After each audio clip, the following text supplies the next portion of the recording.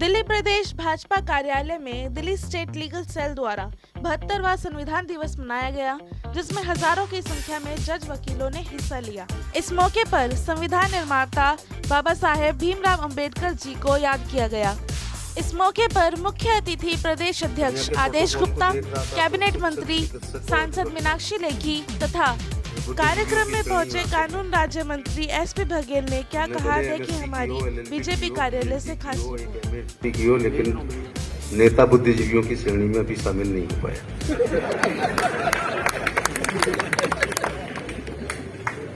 मेरे लिए आप बड़े भाग्यशाली हैं। मैं अपने चुनाव में पर्चा दाखिल करने के बाद जो पहली मुलाकात करता हूं वो बार के साथ करता हूं। उसके पीछे मेरा अपना दर्शन है। इलेक्शन में क्या होता है, जब पत्नी पूछती है कार्यकर्ता से कहां जा रहे हो, कन्वेंसिंग करने जा रहे हैं। दिन भर हमारी गाड़ी टूटी तोड़ी, डीजल फूंका, लंच पैकेट खाया और एक को भी कन्विंस करके नहीं आया। तो जब कन्वेंसिंग है तो फिर उनको ले जाना चाहिए जिनमें कन्विंस करने की क्षमता है। बहुत बढ़िया। इसलिए मेरी सोच है कि अगर पूरा गांव ट्रैक्टर से भर के किसी काबिल अधिवक्ता के पास आए और उसको समझाने की कोशिश करे कि बघेल साहब को वोट दो, तो मुझे लगता है शायद ना कर पाए। लेकिन एक अच्छे वकील गांव में चले जाएं और ढंग से समझा दें, क्योंकि आपके अंदर ये क्षमता होती है, तो आप पूरे गांव को कन्विंस कर सकते हैं। इसलिए मैं अपनी शुरुआत हमेशा बार के साथ करता हूं और उसका मुझे लाभ मिलता है, क्योंकि दीवानी भी जिले का एक बड़ा प्रमुख केंद्र होता है। कलेक्ट्रेट और दीवानी, सारे खुरापाती और दरखास्तबाज वहां जरूर आते हैं। चुनाव में सबसे ज्यादा घोषणा पत्र के बारे में पूछते भी वही है। यदि आप हमारे पक्ष में या हमारी पार्टी के पक्ष में हैं, यहाँ तो पार्टी के पक्ष वाले लोग बैठे हैं, तो काम आसान हो जाता है।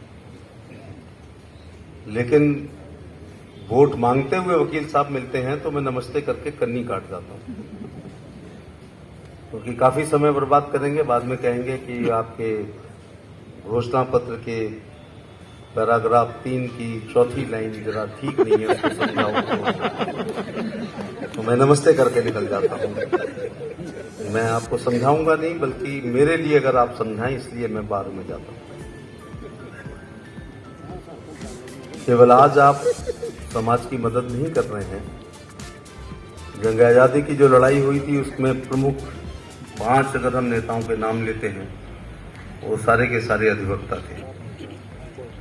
हमारे सबसे शीर्ष महात्मा गांधी, वो बारेटला की, मोतीलाल नेहरू साहब ने की, जवाहरलाल नेहरू जी ने की। सरदार पटेल को लोग किसान नेता के रूप में ज्यादा समझते हैं, लेकिन वो लॉ ग्रेजुएट थे। बाबा साहब खुद, कैलाशनाथ काटजू, पट्टाभ सीतारमैया, अनगिनत वंशन बहुत खास लोग हैं, जिन लोगों की उस जमाने में प्रैक्टिस इतनी बड़ी थी कि जिनके कपड़े पेरिस में धुल के आते थे, लेकिन उन्होंने अपनी प्रैक्टिस को छोड़ा और आजादी की लड़ाई को लड़ा। आज भी कार्यपालिका, विधायिका, न्यायपालिका और मीडिया डेमोक्रेसी के 4 खंभे हैं। आपका न्यायपालिका से गहरा संबंध है, हालांकि आपका संबंध बार और बेंच का ननद और भाभी की तरह होता है। लड़ते भी हैं और रहते भी साथ में हैं, ऐसा होना भी चाहिए। तमाम आपकी जनहित याचिकाओं से बहुत लोगों को लाभ मिलता है। कई बार जनहित याचिकाओं से कानून बन जाते हैं। ऑनरेबल सुप्रीम कोर्ट कह देती है उसको। मुझे याद है, जब मैंने लोकसभा का पहला पर्चा भरा था तो आधे मिनट में भर गया था। उसमें मैं SP Singh Baghel, son of print था, फादर का नाम लिखा, इस लोकसभा की, इस विधानसभा के भाग संख्या इतने के, क्रम संख्या इतने पर अंकित हूं, मैंने दस्तखत कर दिया। एक प्रस्तावक होता था, मैं so and so, son of so and so, इस लोकसभा की, इस विधानसभा के भाग संख्या इतने के, क्रम संख्या इतने पर अंकित हूं, और हमने आरओ को पर्चा दे दिया था। फिर आप में से किसी ने जनहित याचिका की। मुझे याद आ रहा वो एमपी सिंह साहब थे, शायद उनकी अब डेथ हो गई है। तो अब आपके चक्कर में इस हाथ में पड़े हुए सोने की सिल्ले को भी लिखना पड़ता है, तो अपनी एजुकेशन भी बतानी पड़ी। खैर उससे तो मुझे फायदा हो गया, लेकिन पूरा एफिडेविट देना पड़ता है संपत्ति का, पूरा शिक्षा का, पूरा अपराध का। इतना टिपिकल आपने करा दिया है कि एफआईआर कब लॉन्च हुई थी, चार्जशीट कब लगी, कॉग्निजेंस कब हुआ, एक्विटल हुआ या कन्विक्शन हुआ, तो वो कॉग्निजेंस की डेट आम आदमी नहीं भर सकता है। माननीय अदालत ने संज्ञान में कब लिया, ये आपकी जनहित याचिका पे पारदर्शिता आई, मुझे अच्छा लगा। लेकिन अब 2-3 दिन लगते हैं आपके चक्कर में पर्चा दाखिल करने। मैंने शुरू के 3 चुनाव में बस मैं, पिताजी का नाम, लोकसभा ये, विधानसभा ये, भाग संख्या ये, क्रम संख्या, और बस क्योंकि राष्ट्रीय पार्टी से लड़ता रहा हूं तो इसलिए एक ही प्रस्तावक की जरूरत थी।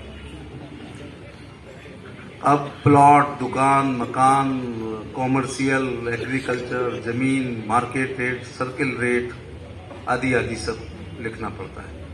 तो नीचे एक दस्तखत करने पड़ते हैं कि उपरोक्त कथन मेरी जानकारी में सब सच है। तो वो अपने आप में फिर उसके बाद आप कोई एक फिर खुजी निगाहों से सूचना के अधिकार में आपने एक जया बच्चन का ढूंढ लिया कि उनके पति अमिताभ बच्चन के पास 12 में, जिसमें 1 बीघे में 1 किलो भी नहीं होता है, वो पट्टा वो छुपा गई, तो आपने राज्यसभा की सदस्यता उनकी ले ली। सजग लोग हैं आप, अच्छी बात है। हालांकि सुप्रीम कोर्ट प्रैक्टिस करूंगा। क्या करोगे? हाई कोर्ट में क्या करेंगे? कंपनी सेक्रेटरी बनेंगे, क्या करेंगे? मल्टीनेशनल बनेंगे।